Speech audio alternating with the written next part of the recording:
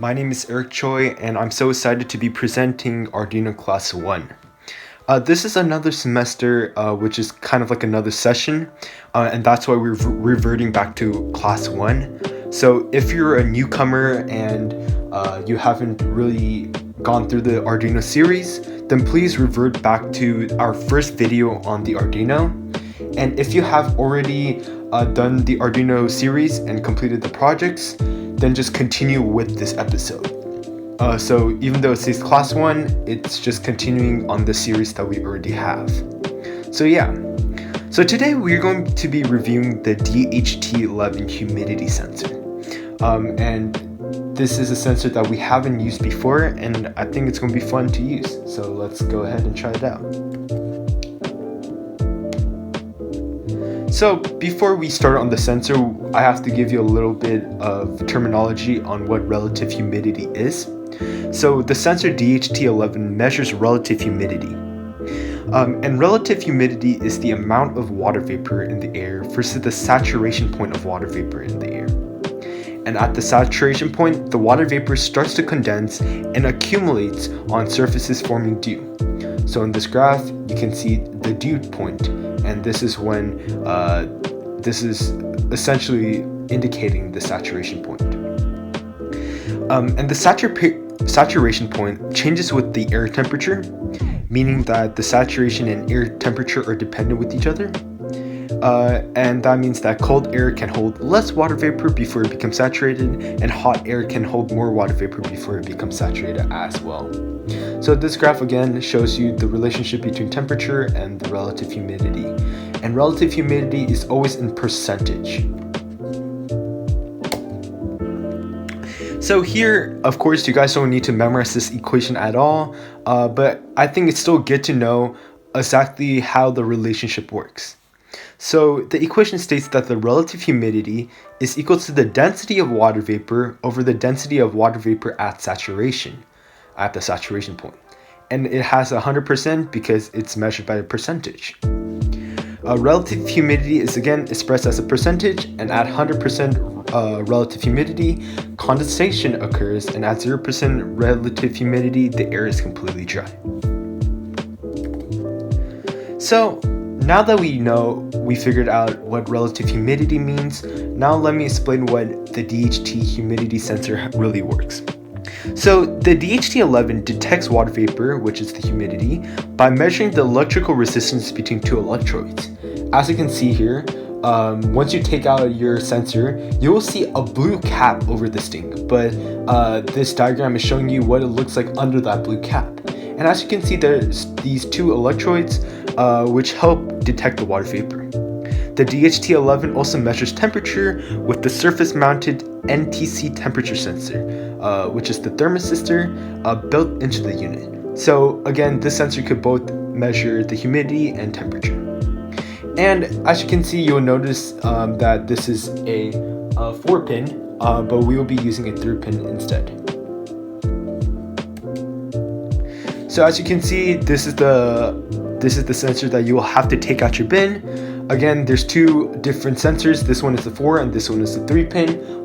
We only have the 3-pin one, so we'll be using this. The first pin, and the best way to know this is the pin right next to the S, if you look in front view, is the signal pin, while the middle pin is the VCC pin, while the pin closer to the minus or farthest away from the S is the ground pin. So knowing this and knowing where the pins are at will help you definitely when you build your schematics. So here is our schematic. Again, we have our sensor in the breadboard, and remember to point your sensor out. Also, as you can see, the lead closest to the S is connected to the 7th pin, while the middle pin is connected to the 5 volts, and while the pin farthest away from the S or closest to the minus is connected to the ground pin. So this is all you have to do. It's a relatively simple schematic and relatively simple to build.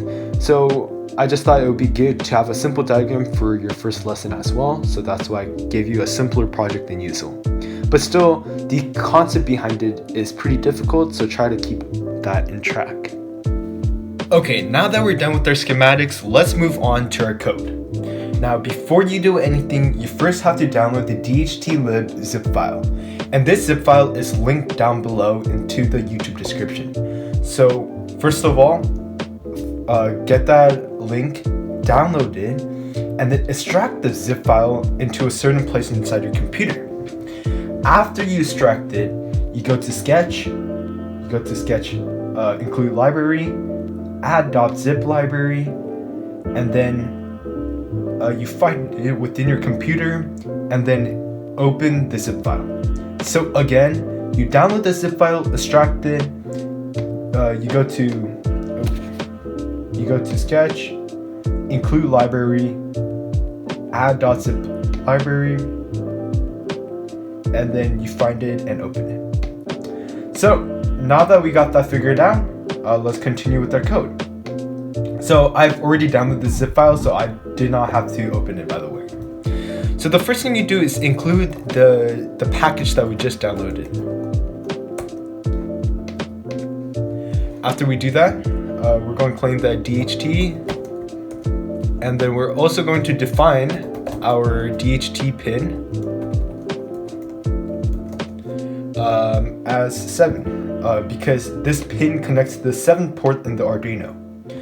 If the first lead of the sensor connected to another port, then we would change the number accordingly. So after we finish that, we want to open the Arduino's IDE's serial monitor. So remember guys, we're trying to figure out the temperature and humidity through the sensor and then print it out through Arduino's console. So that's why we're opening it through this line. And after that, we declare CHK as reading this pin, the pin right here. So again, this is the same variable name as this one. And after that, we will print our temperature as so.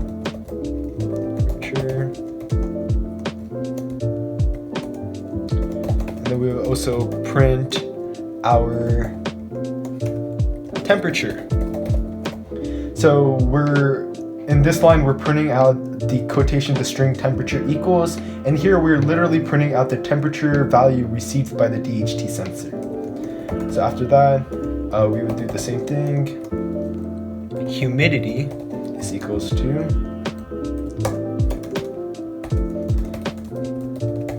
and then we'll receive the humidity through the DHT sensor again. And then we're going to delay by 1000 milliseconds so that we do not get too much values in a concurrent fashion. So that after we finish that, I'm going to just be plugging this USB. I have my completed circuit in the right side, but you guys can't see, of course, because I don't have my camera on. But I'll be showing you what values you see through the serial monitor. So all I have to do is upload this to my Arduino. Remember guys, just double check that your board is Arduino Uno, you have the correct port, and so we just have to wait a little bit for it to load. It seems like I got a little mistake here. We'll just go again. So yeah, remember guys that I made the 7 because it is connected to port 7, and this line includes the library that we downloaded into this program as well. So now that we're finished uploading, we can see our console, our serial monitor, and see the values pop up. So as you can see our values pop up. The values are within 2 degrees according to the sensor manual. So whatever value you see here is pretty accurate. Okay, so now that we figured that out, I'm going to close this console, the serial monitor. Again guys, thank you so much for watching this video. Remember to review this code and schematic, and if you have any questions or problems, just comment down below and I'll check the comments and try to answer accordingly. Alright, thanks guys.